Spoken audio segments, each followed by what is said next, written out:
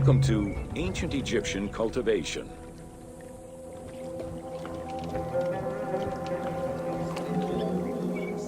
The new grain types of the Ptolemaic period required a great deal of water.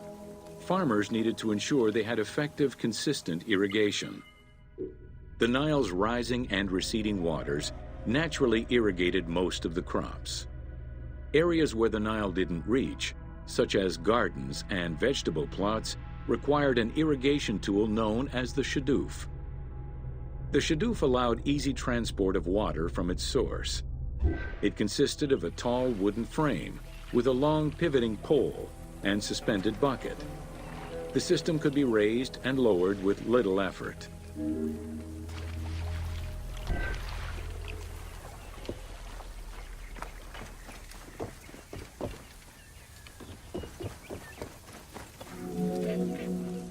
Later, a sakya, or water wheel, was invented.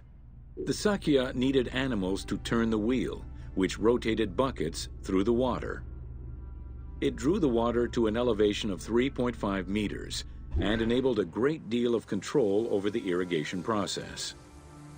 This improvement supplied larger areas and thus resulted in larger harvests.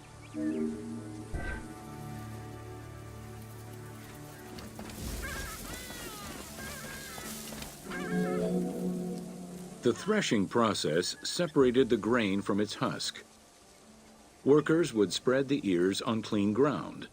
Oxen, cows, or donkeys were then guided back and forth to trample the grain. This continuous movement worked the grain loose while preventing the animals from eating it. Unwanted chaff and straw were swept away, or gathered and added to the mud used to make bricks, to make them stronger.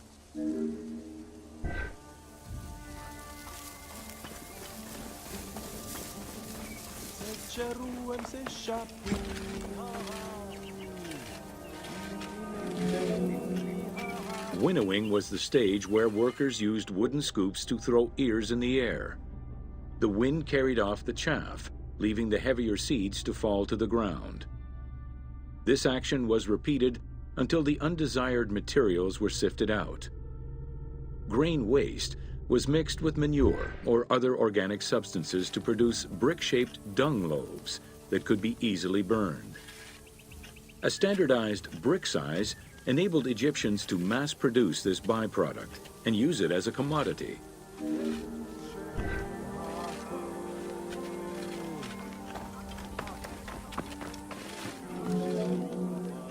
Transporting large amounts of grain required ships equipped to carry heavy loads.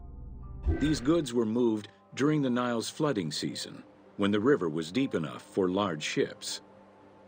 The transports stopped at checkpoints to accommodate customs and police controls, as well as for technical requirements and weather conditions.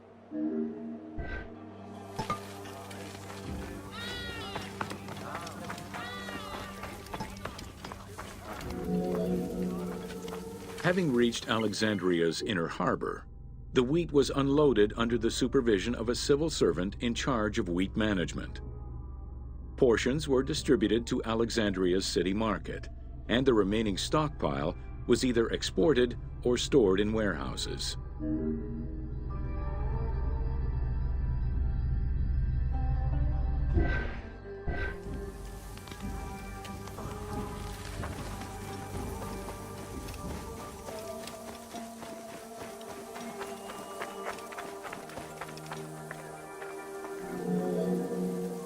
Grain storage facilities were located across all of Egypt. Temples and institutions had large silos, while individual houses had storage sheds. In some houses, arched cellars were built into the foundations. These watertight chambers were accessible from the ground floor through a trapdoor. Royal granaries acted as the storehouse and distribution centers, and managed state payments to civil servants, soldiers, and the police. Though plastered on the inside, silos weren't completely sealed, and so remained susceptible to mice infestations.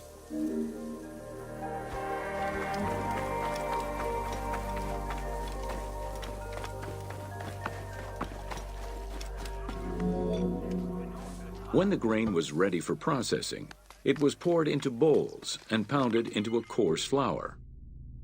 That flour was then passed through a sieve to make it of finer quality and further ground between stones. Ancient Egyptians did not stock flour. Instead, fresh grain was portioned out each time to produce flour as it was needed.